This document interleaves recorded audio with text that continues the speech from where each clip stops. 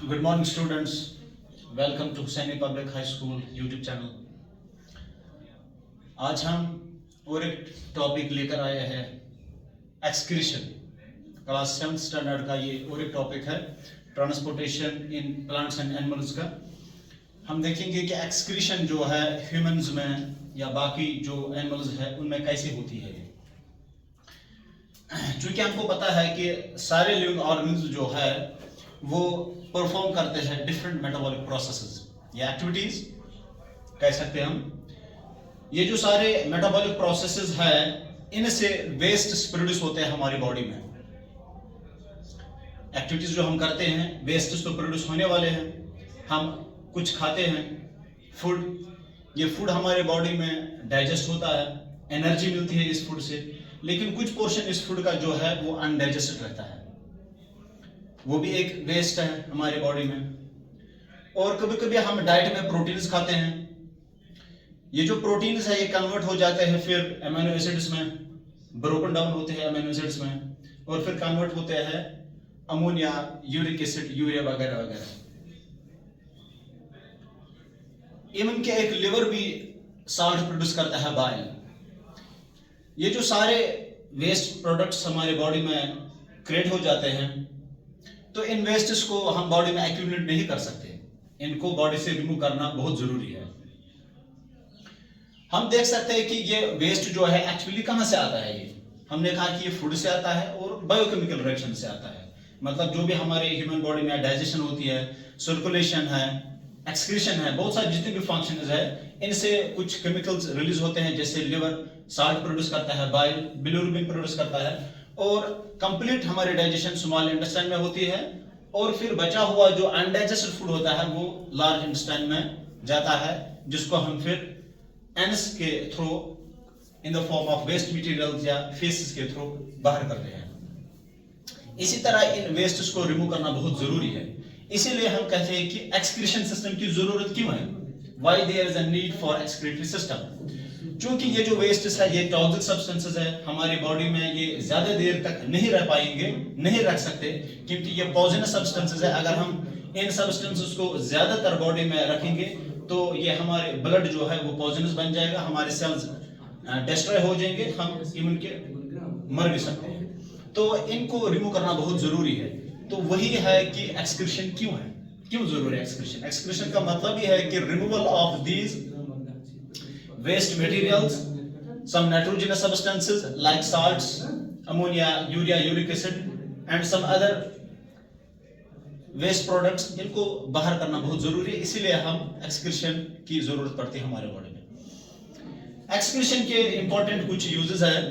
Excretion हमको help करता है किसमें, regulate the amount of water, क्योंकि जितना भी पानी हम पीते हैं ये पानी हमारे बॉडी के लिए रिक्वायरमेंट होती है और अगर हम ज्यादा पानी पिएंगे तो ये कहां जाएगा, it will expel regularly from our urinary bladder.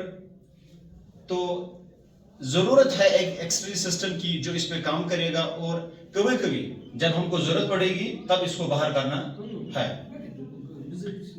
जब भी हम ये पानी पीते हैं तो ये स्टोर हो जाता है हमारे ह्यूमन बॉडी में और फाइनली इसके ऊपर किडनीज काम कर देते हैं। किडनी के बाद ये कहां जाता है, यूरिनरी ब्लैडर बढ़ जाता है।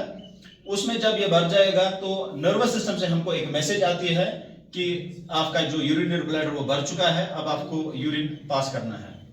तो उसके बाद हम रूटीनली इसको पास ऑन करते हैं because of these excretory organs. Clear. इसके बाद हम देखेंगे कि बाकी जो एनिमल्स है उनमें कैसे ये जो एक्सक्रीशन है, यूनिसेलुलर ऑर्गन्स है या मल्टीसेलुलर ऑर्गन्स है, उनमें कैसे ये एक्सक्रीशन सॉल्व होती है।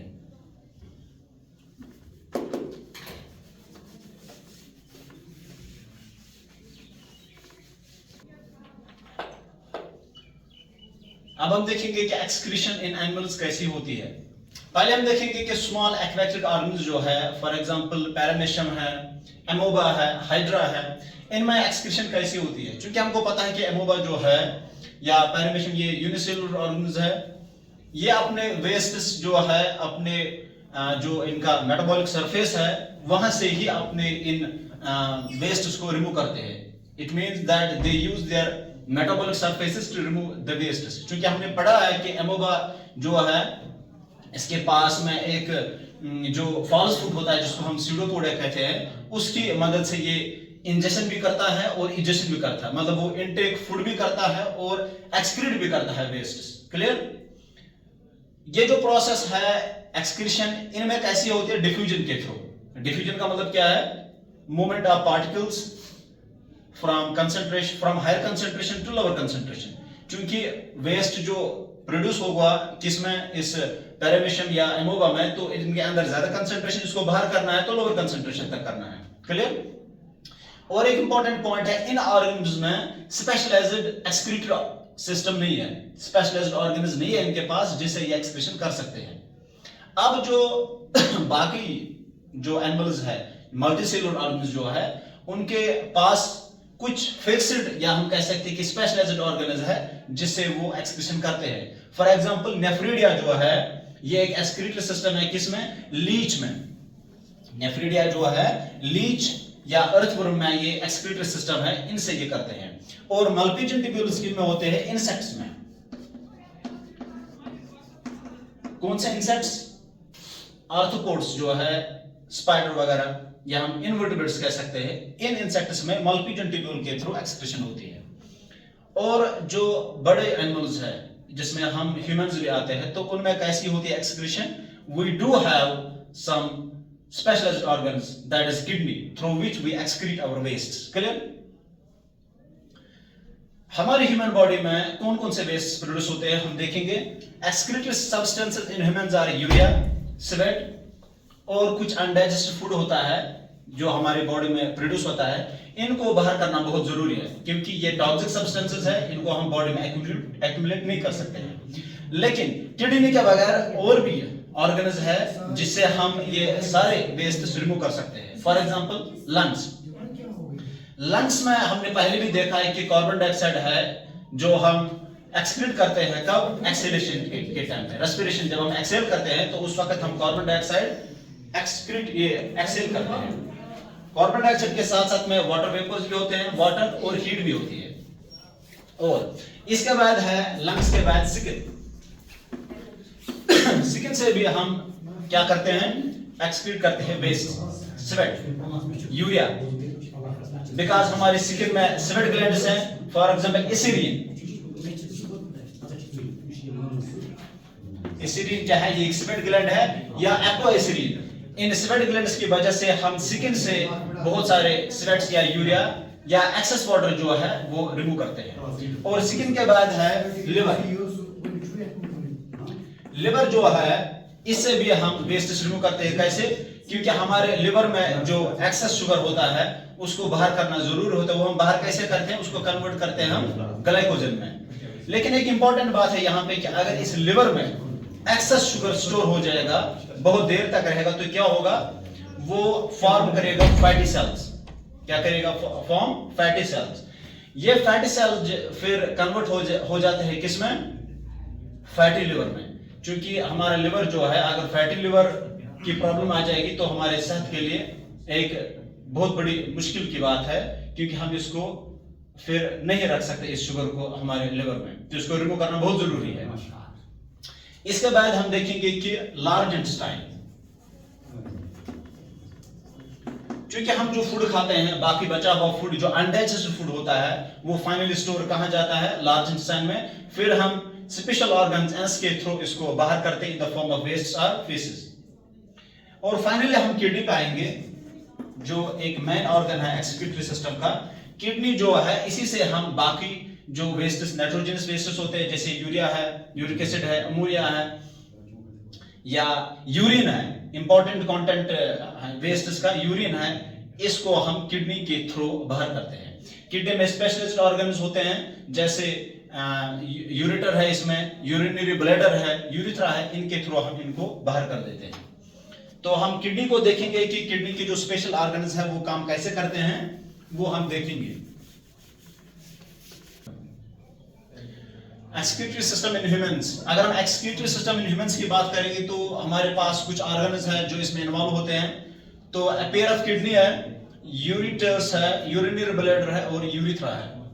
क्योंकि एक किडनी जो है बीन शेप्ड है, ऑलमोस्ट 10 सेंटीमीटर लेंथ में है ये, और kidneys are 2 in number. Clear? इसके बाद है यूरेटर्स, आप देख सकते हो इस फिगर पे, ये 2 किडनीज हैं, ये यूरेटर्स है, और फिर ये एक मस्कुलर बैग लाइक स्ट्रक्चर है जिसको हम यूरिनरी ब्लैडर कहते हैं, और फाइनली यहाँ पे यूरिथ्रा है जिसके थ्रू हम इस यूरिन को बाहर कर देते हैं। लेकिन पहले हम देखेंगे कि किडनी का क्या रोल है। एक ह्यूमन किडनी में almost there are large number of coiled tube like structure जिसको हम नेफ्रॉन्स कहते हैं। ठीक है? एक नेफ्रॉन जो है ये फंक्शनल यूनिट ऑफ किडनी है। जैसे हम न्यूरॉन कहते हैं कि नर्व सेल जो है, neuron functional unit of nerve cell है, नर्व सेल एक फंक्शनल यूनिट ऑफ न्यूरॉन है, या हम कहते हैं कि जो एक सेल है वो पूरी लाइफ की जो फंक्शनल यूनिट है, इसी तरह हम ये भी कहते हैं कि नेफ्रॉन जो है ये फंक्शनल यूनिट ऑफ किडनी है। क्लियर? एक नेफ्रॉन में ऑलमोस्ट 10 लाख, एक किडनी में ऑलमोस्ट 10 लाख नेफ्रॉन्स होते हैं, या हम कह सकते हैं 1 मिलियन नेफ्रॉन्स। अब यही नेफ्रॉन जो है यही काम करते हैं किसके लिए, जो भी हमारे ब्लड के अंदर कुछ बचा हुआ वेस्ट है उसको रिमूव करना है, तो यही नेफ्रॉन काम कर देता है। लेकिन उससे पहले मैं आपको यहाँ पे ये समझाऊंगा कि हमने लास्ट में हार्ट में पढ़ा था कि ऑक्सीजनेटेड ब्लड जो है वो आयोटा आर्टरी से हार्ट से कहां जाता है, किडनी तक। ठीक है? आयोटा आर्टरी जो है ये ऑक्सीजनेटेड ब्लड कैरी कर देता है, ये हार्ट से लाने वाला ब्लड जो है ऑक्सीजनेटेड ब्लड ये कहां तक जाता है, किडनी तक। ठीक है? और डिऑक्सीजनेटेड ब्लड जो है किडनी से ले जाने वाला ब्लड ये कहां तक जाता है, ये हार्ट तक जाता है। ये कौन सी वेन इसमें रेस्पॉन्सिबल है, सुपीरियर इंफीरियर वेना कावा। आप इधर देख सकते हो ये सुपीरियर वेना कावा, ये हार्ट में हमने पढ़ा है, ये इंफीरियर वेना कावा है ये वाली। तो यहां से ही यही जो वेन है यही रेस्पॉन्सिबल है, डिऑक्सीजनेटेड ब्लड जो है ला इसे किडनी से ये ले जाता है कहां तक, हार्ट तक। और ये आयोटा आर्टरी जो है ये ऑक्सीजनेटेड ब्लड लाती है कहां से, हार्ट से किडनी तक। अब हम देखेंगे कि किडनी जो है क्योंकि 2 नंबर में है, देयर आर 2 इन नंबर। ठीक है? यही आयोटा आर्टरी यहां पर भी डिस्ट्रीब्यूटेड है और इसमें भी डिस्ट्रीब्यूटेड है। क्लियर? और ये जो इंफीरियर वेना कावा ये भी डिस्ट्रीब्यूटेड है, इसमें भी और इसमें भी। क्योंकि हम एक किडनी का देखेंगे फिर उसके बाद हम समझेंगे कि कैसे काम करता है। जैसे ही ये ऑक्सीजनेटेड ब्लड लाता है हार्ट से और किडनी में चला जाता है, तो ये ऑक्सीजनेटेड ब्लड चूंकि इसमें ऑक्सीजन रिच सेल्स हैं तो हम ये कह सकते हैं कि ये प्योर ब्लड है। लेकिन चूंकि ये पूरे ब्लड में सर्कुलेट होता है तो इस ब्लड में कुछ वेस्ट्स होते हैं जो इसके साथ मिक्स अप होते हैं, और ये वेस्ट्स भी लाता है इधर तक, ये किडनी में आ जाते हैं ये वेस्ट्स। ठीक है? यहाँ पे एक इंपॉर्टेंट फंक्शन होती है कि नेफ्रॉन इस पे काम करते हैं, ये पूरा ये वेस्ट मटेरियल जो है इसको इधर ही स्टोर कर देता है। बाकी इस जो ऑक्सीजनेटेड ब्लड है ये वापस चला जाता है कहां, आयोटा आर्टरी से हार्ट तक। मतलब ये पंप करता है वापस ये ब्लड, प्योर ब्लड है ये। अब जो इधर वेस्ट बचे हुए हैं यही फिर यूरिट्री के थ्रू बाहर आ जाते हैं in the form of liquid urine, और फिर ये जमा हो जाते हैं इस मस्कुलर बैग में जिसको हम यूरिनरी ब्लैडर कहते हैं। और अकॉर्डिंगली जब ये फिलअप हो जाता है, भर जाता है, तो हमको अर्ज आती है नर्वस सिस्टम से कि आपका यूरिन जो है वो भर गया है ब्लैडर और आपको यूरिन पास करना है। क्लियर?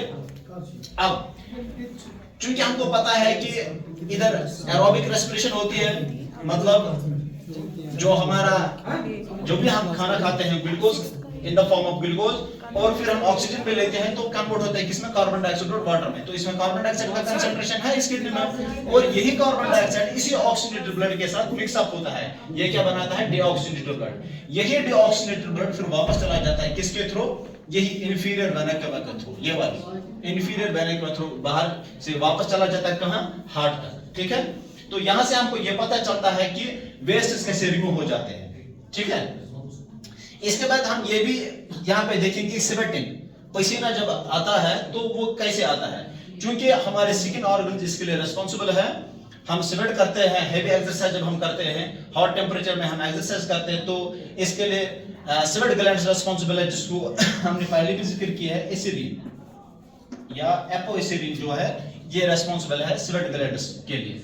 लेकिन एक खास बात यहाँ पे आपको सोचनी है कि जब हम एक्स्ट्रा वर्कलोड करते हैं, ठीक है, उस वक्त क्या होता है, हमारा ज्यादा पसीना आ जाता है, उस ज्यादा पसीने की वजह से हमारे बॉडी में फ्लूइड कम बचता है, ठीक है। उस सूरत में हमारे बॉडी में जो ब्लड होता है वो थिक हो जाता है, मोटा हो जाता है, ठीक है।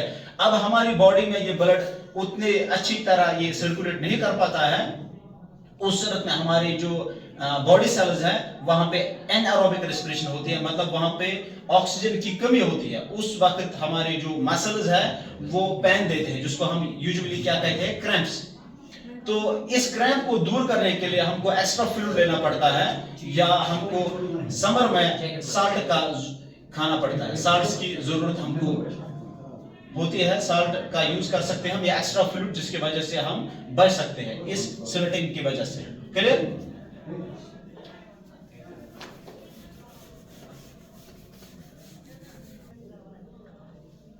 अब हम डायलिसिस पे आएंगे। कुछ पेशेंट्स ऐसे हैं जिनकी किडनी अच्छी तरह फंक्शन नहीं कर पाती है, तो उनके पास कोई अल्टरनेटिव होना चाहिए जिससे ये सारे वेस्ट्स जो है बॉडी में जो फॉर्म हुए हैं इनको रिमूव करना बहुत जरूरी है। तो उन सूरतों में हम डायलिसिस का यूज करते हैं, या ट्रांसप्लांट करना जरूरी है। क्योंकि कुछ पेशेंट्स ऐसे होते हैं, उनकी एज बड़ी होती है, वो इस ट्रांसप्लांट के पोजीशन में नहीं होते हैं, तो वो नहीं कर पाते वो ट्रांसप्लांट, और उसमें खर्चा भी बहुत आता है। तो डायलिसिस एक ऐसा प्रोसीजर है जिससे हम ये सारे वेस्ट्स, टॉक्सिक वेस्ट्स हमारे ह्यूमन बॉडी में जो प्रोड्यूस हुए हैं इनको रिमूव कर सकते हैं। क्लियर? लेकिन एक बात मैं आपको यहां पे बताऊं कि ऑलमोस्ट 24 आवर्स में 1 लीटर से 1.8 लीटर जो यूरिन है वो यूजुअली एक ह्यूमन बीइंग नॉर्मल एडल्ट जो पास कर देता है। ये जो यूरिन होता है इसमें 95% वाटर होता है, 2.5% इसमें वेस्ट मटेरियल्स होते हैं, और 2.5% इसमें यूरिया होता है। क्लियर? डायलिसिस से पहले अगर मैं आपको एक क्वेश्चन बताऊं कि अगर हमको सेपरेट करना होगा सैंड और वाटर का मिक्सचर, तो उसको हम कैसे कर सकते हैं? आप वीडियो को पॉज करके आप सोच सकते हैं, आप कहो कि कौन सी प्रोसेस में यूटिलाइज हो जाएगी। ऑब्वियसली वो फिल्ट्रेशन है। क्लियर? लेकिन अब अगर हमको शुगर मॉलिक्यूल जो है और स्टार्च, इनको आपस में अलग करना होगा, सेपरेट करना होगा, तो उस वक्त हम कैसे इनको सेपरेट करेंगे? क्योंकि शुगर क्या है, ये ग्लूकोज मॉलिक्यूल है, सिंगल ग्लूकोज मॉलिक्यूल है। स्टार्च क्या है, ये कार्बोहाइड्रेट है जिसमें मोर देन 2 ग्लूकोज मॉलिक्यूल्स जो टाइटली बाउंड है। तो इनको हम इस सूरत में अलग नहीं कर सकते, फिल्ट्रेशन टेक्निक से इनको नहीं कर सकते सेपरेट। तो इसके लिए कौन सी प्रोसेस लगती है, वो डायलिसिस। डायलिसिस क्या है? ये एक ऐसी प्रोसेस है या टेक्निक है जिससे हम स्मॉलर मॉलिक्यूल्स को सेपरेट कर सकते हैं लार्जर वन से। किससे? With help of a semi permeable membrane, selectively semi permeable membrane. Semi permeable membrane क्या है? जो अलाउ करता है small particles to pass through it. छोटे छोटे मॉलिक्यूल्स जो होते हैं, पार्टिकल्स, वो इससे पास हो जाते हैं, और बड़े पार्टिकल्स जो है वो उधर ही रह जाते हैं। इस तरह हम इनको दूर कर सकते हैं। लेकिन किडनी में हम क्या देखते हैं कि किडनी की डायलिसिस क्या है? किडनी की डायलिसिस है जिससे हम रिमूव कर सकते हैं toxic waste. Clear? Toxic waste जो हमारे ह्यूमन बॉडी में प्रोड्यूस हो गए, या nitrogenous waste in the form of ammonia, urea and so on, इनको रिमूव करना बॉडी में बहुत जरूरी है। क्योंकि ऐसा पेशेंट जो है जिसकी किडनी फंक्शनल नहीं है, नेचुरली परफॉर्म नहीं करती ये फंक्शंस, इसको अगर बॉडी में रहेंगे तो वो बहुत दिक्कत देंगे ये वेस्ट। इनको रिमूव करना बहुत जरूरी है, तो इसलिए हम डायलिसिस का यूज करते हैं। अब डायलिसिस मशीन जो है, यहां पे हम देखेंगे कि डायलिसिस मशीन कैसे काम करती है। एक ही जो आर्म है, यहां पे हम 2 नीडल्स का यूज करते हैं, एक आर्टरी से एक हम ब्लड लेते हैं और वेन से, ठीक है। जो यहाँ पे आर्टरी है, यहां से हम ब्लड निकालते हैं, फिर ये मशीन में चला जाता है। लेकिन इससे पहले यहाँ पे 2 चीजें यूज में आ जाती है, क्योंकि जब भी ब्लड हमारे बॉडी से निकलेगा तो चांसेस हो जाते हैं कि ये क्लॉट हो सकता है, जम सकता है। तो इसको यहाँ पे हम थिनर का इस्तेमाल करते हैं, जिसको हम हिपेरिन कहते हैं। हिपेरिन कौन सा काम करता है? इधर इस ब्लड को थिन कर देता है। फिर हम आगे इधर प्रेशर देखते हैं कि किस प्रेशर से इसको बाहर करना, ये आगे करना है इस डायलिसिस मशीन में, डायलिसिस सॉल्यूशन में। डायलिसिस सॉल्यूशन क्या है? यहाँ पे इनलेट भी है और यहाँ पे आउटलेट भी है, आप देख सकते हो यहाँ पे। तो इसमें डायलिसिस सॉल्यूशन है। Dialysis solution is similar to that of plasma. जैसे ही ये ब्लड इसमें आ गया तो सिलेक्टिवली परमेबल मेम्ब्रेन इसमें है, तो जितना भी वेस्ट मटेरियल इस ब्लड में है, किस फॉर्म में, यूरिया, कुछ और साल्ट्स होंगे या अमोनिया होगा, वो सारे यहां से फिल्टर हो जाते हैं इस डायलिसिस सॉल्यूशन से। क्लियर? अब इसमें बचा सिर्फ प्योर ब्लड, जो फिर इस वैन की मदद से वापस इस पेशेंट में चला जाता है फिल्टर होके। क्योंकि हमने पहले भी कहा कि किडनी क्या है, ये फिल्टर का काम करती है। ये पूरा ब्लड जो हमारा है तो उसमें सारे वेस्ट को निकाल देता है, फिल्टर कर देता है। बिल्कुल एक्चुअली ये मशीन जो है डायलिसिस, ये भी यही काम करती है। कौन सा काम करती है? ये इस ब्लड को फिल्टर कर देती है, टॉक्सिक सब्सटेंस निकाल देती है और प्योर ब्लड जो है फिर वैन में चला जाता है। और ये प्योर ब्लड फिर इंसान के बॉडी में जाता है। उसके वक्त ये मतलब बाकी जो रेस्ट ऑफ लाइफ है तो ये अच्छी तरह गुजार सकता है। लेकिन ये जो प्रोसेस है ये एक वीक में इस पेशेंट को ऑलमोस्ट 2-3 बार करनी होती है। ठीक है? इस डायलिसिस को हीमोडायलिसिस कहते हैं। ठीक है? और एक डायलिसिस जिसको हम पेरिटोनियल डायलिसिस कहते हैं, जो कि हमारे ह्यूमन बॉडी में ही लगती है, एब्डोमेन पे एक कैथेटर लगता है। लेकिन वो वो भी एक ऑल्टरनेटिव है, क्योंकि हमारे सिलेबस में वो नहीं है, हम सिर्फ हेमोडायलिसिस तक ही रहेंगे। तो इस तरह हमने जो भी यहाँ पे पॉइंट्स देखे, किडनी कैसे काम करती है और इसका जो वेस्ट मटेरियल इसको हम कैसे रिमूव कर देते हैं। होप स्टूडेंट्स ये आपने अच्छी तरह समझ लिया होगा। We will meet in next class. Till then खुदा हाफिज।